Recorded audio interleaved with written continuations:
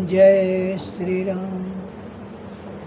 नीलाम्भुजश्यामलकोमलाङ्गं सीतासमारोपितवामभागं पाणौ महासायकचारुचापं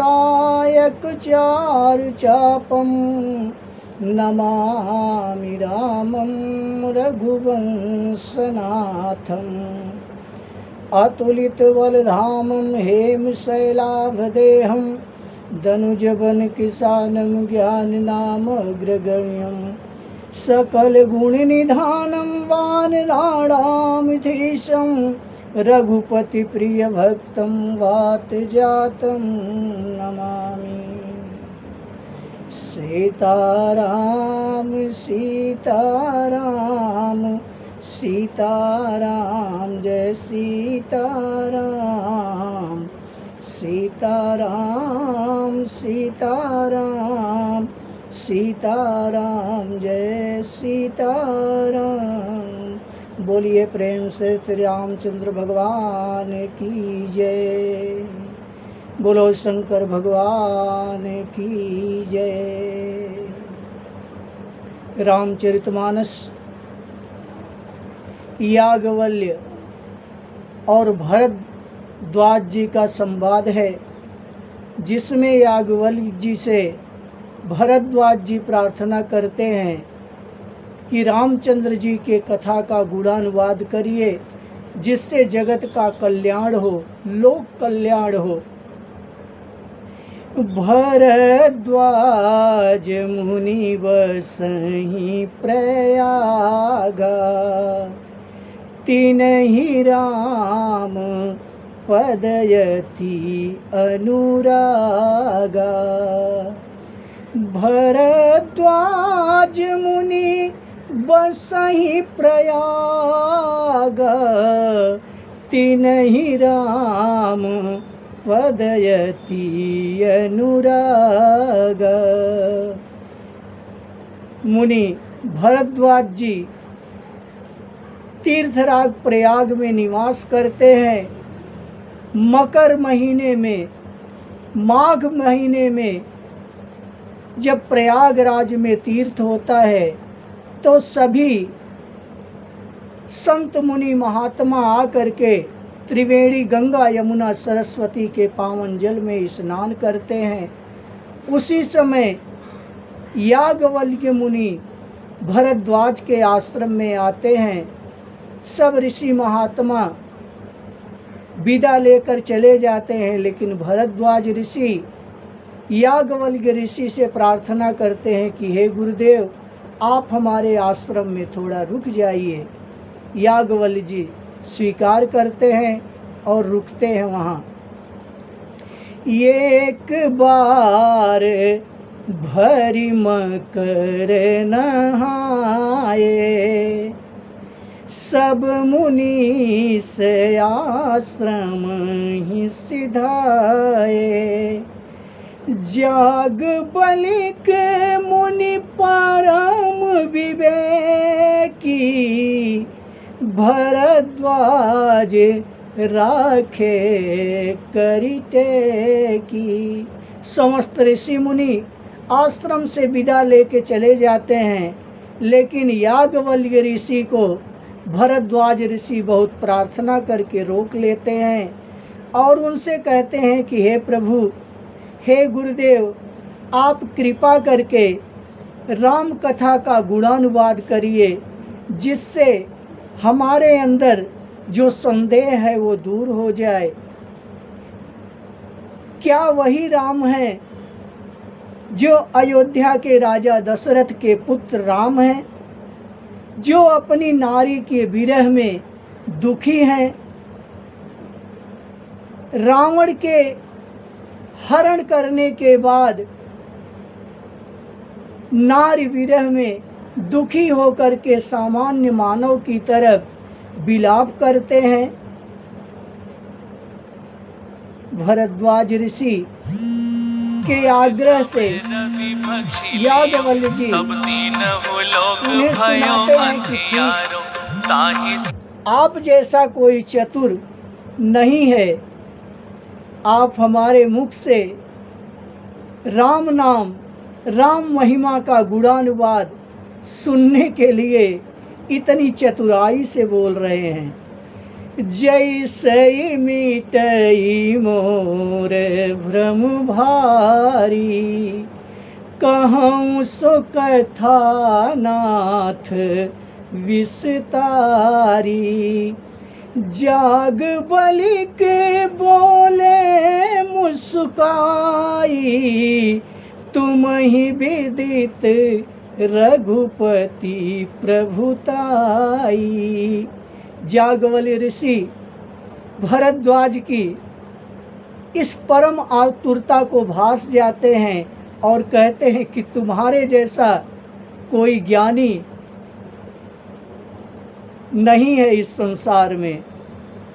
ये राम कथा इस तरह से है कि इसको सुनने से संशय का नाश हो जाता है।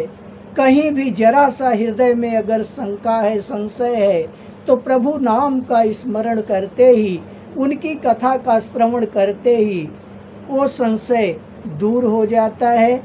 भरद्वाज जी बताते हैं कि अब मैं एक छोटी सी कथा तुमको सुना रहा हूँ।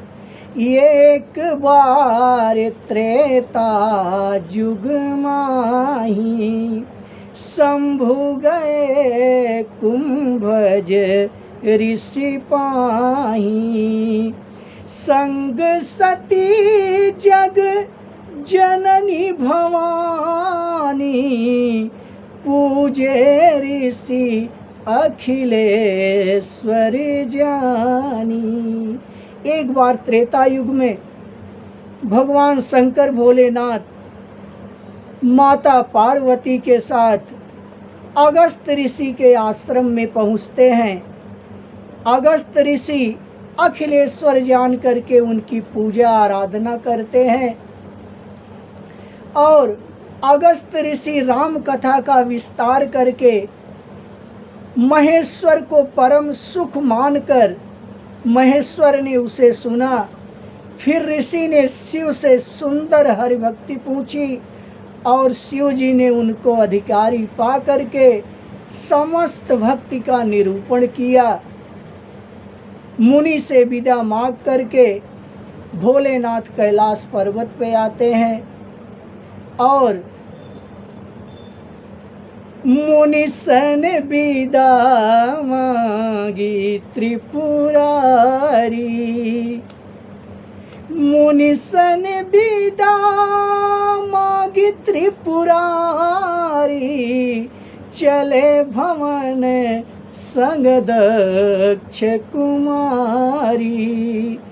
तेहि समय अवसर भंजन मही भार, हरि रघुवंश लीन अवतारा।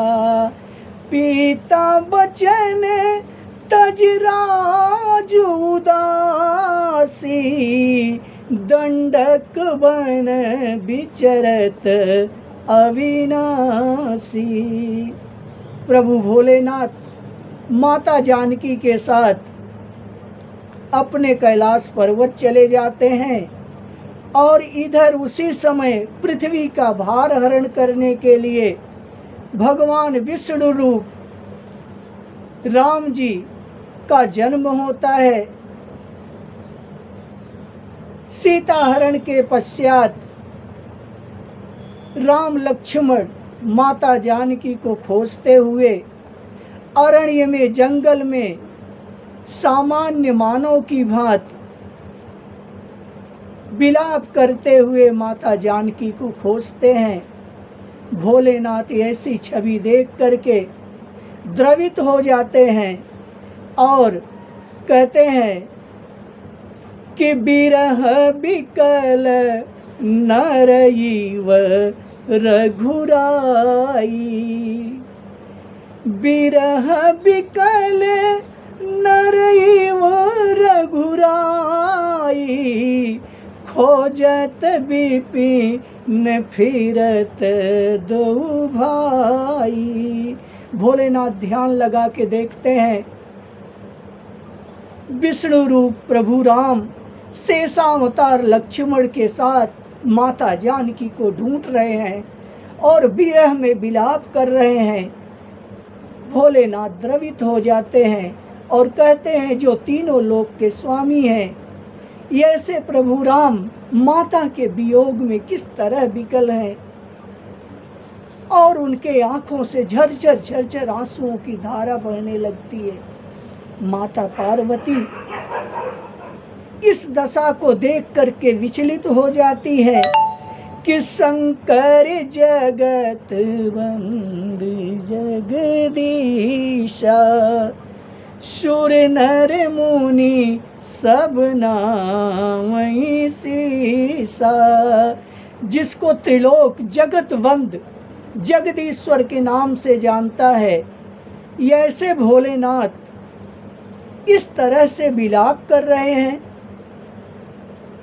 माता पार्वती भोलेनाथ से कहती हैं कि मैं जाऊंगी और देखूंगी सच में वो परमेश्वर हैं या अयोध्यापति राजा दशरथ के पुत्र राम और लक्ष्मण हैं।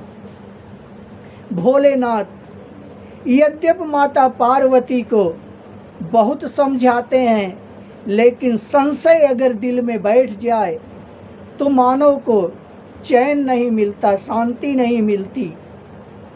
भोलेनाथ ध्यान धर के देखते हैं कि माता पार्वती के अंदर जो संशय है उसका विनाश होना अति उचित है, लेकिन हमको लगता है कि पार्वती का, सती का कल्याण नहीं है।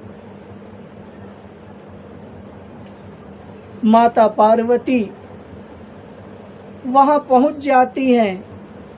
मर्यादा पुरुषोत्तम माता पार्वती को देखते हैं।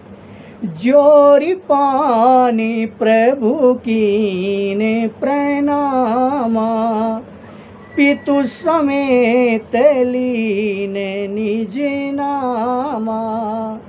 कहे वो बहोर कहाँ बिसके तू, विपिन अकेली फिरहूँ कहीं है तू। प्रभु राम बोले, हे माता, इस तरह अकेले विपिन में टहलने का प्रयोजन क्या है? प्रभु भोलेनाथ कहाँ हैं? आप इस तरह अकेले क्यों विचरण कर रही हैं? पार्वती निरुत्तर हो जाती हैं और वहां से वापस भोलेनाथ के पास आती हैं। भोलेनाथ पूछते हैं, यद्यप भोलेनाथ गई समीप महीस, तब हंसी पूछी कुशला, लीनी परीक्षा कवन विधि, कहूँ सत्य सब बात। भोलेनाथ यद्यप सब जानते हैं, फिर भी माता पार्वती से पूछते हैं, बोलो परीक्षा ली, संतुष्ट हो गई?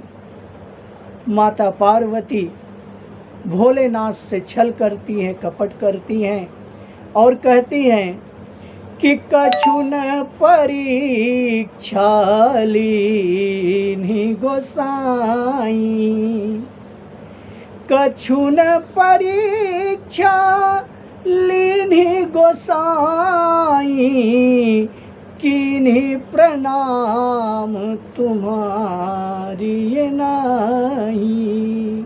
माता पार्वती ने कहा, हे भोलेनाथ, मैंने कोई परीक्षा नहीं ली, बस आपकी तरह गए और प्रभु राम को प्रणाम करके चले आए। भोलेनाथ त्रिकालदर्शी ध्यान योग में आते हैं और माता पार्वती द्वारा सीता का रूप धारण किया हुआ जब जान जाते हैं और उसी समय समाधि में लीन हो जाते हैं। बोलिए हर हर महादेव, जय श्री राम।